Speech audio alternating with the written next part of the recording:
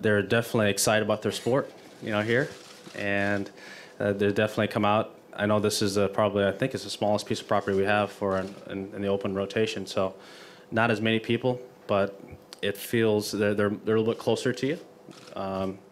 Definitely not like St. Andrews when they're hundreds of yards away.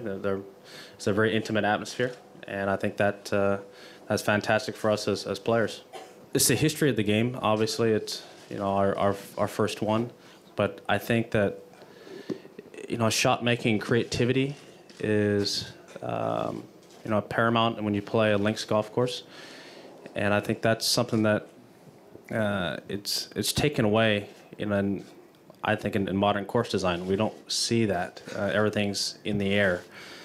Here you have so many different options, and a 5-degree wind change changes an entire golf course and changes your entire game plan.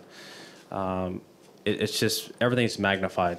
On the ground, if you hit a draw versus a fade, it doesn't just go 5 yards further. It can go possibly 30, 40, 50 yards further. This is all something you're trying to figure out.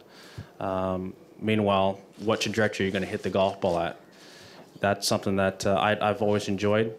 The rough is certainly in play, but it's pretty far off, but the bunkers are definitely in play.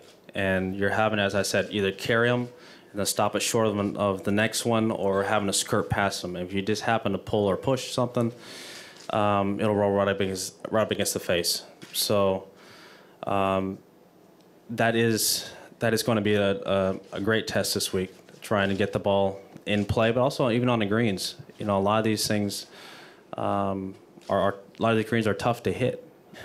Any links golf course, you got to stay out of the bunkers because you can't get to the green. That's just a fact. If you hit the ball in there, it's going to go up against the face because it's going to go in there with some steam, and you're going to be pitching out sideways, sometimes even backwards. But the neat thing about these bunkers, of how I think they're raised up a lot so that you can visually see them and then shape the ball off of them. St. Andrews, a lot of the bunkers you just can't see, but here they're raised up high enough where you can hit a fade or draw, but you can they're starting points. You can actually see where they begin and end.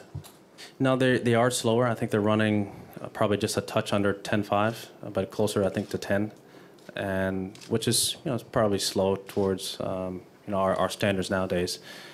As far as changing my mechanics, no, I haven't changed anything. I normally add lead tape to my putter when the greens are slow, but I feel like I have the good feel for the greens and the pace, so I haven't done that this week. As I said, the biggest difference is that we're making ball marks. That's something that we don't normally make, and especially if you line the ball short of the green. Today, every ball I lined it because we were one of the first ones out, and every ball lined short of the green had a ball mark, and that's very different. And with the rain we're supposed to get tomorrow, so I think that'll be a change for us as players, going into Thursday and Friday. And I'm sure if we don't get any more rain, it'll dry up for the weekend. Well, I'm looking forward to it. I've as I said, this is my third time here, and I liked it as an amateur. And this is we had the 2 years that I played, we didn't see it like this. This is different. The rough is more lush. The fairways are softer. Ball's not chasing as much. This is different.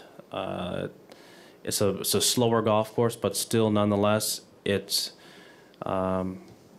has some mounding in it. The bunkers are penal, and it's just something that we as players are going to have to just kind of plod our way around. First of all, I had to go through that whole process of just getting healthy again. Being banged up, and missing major championships because of it. In a couple-year stretch there, wasn't a whole lot of fun. I missed, I think, 4 majors there, just because I was injured. I figure if I'm healthy, then I can prepare properly for major championships, and I can get myself there. I think that there are more guys now have a chance to win major championships than ever before, and I think that will just continue to be that way. What do we have, 15 in a row, I think it is now? And, That just goes to show you the depth of the field. The cut is no longer, 13, 14 shots. Sometimes it's under 10 shots, between the guys making the cut and the leader. So that goes to show you the depth of the field, that everything's getting a little bit closer.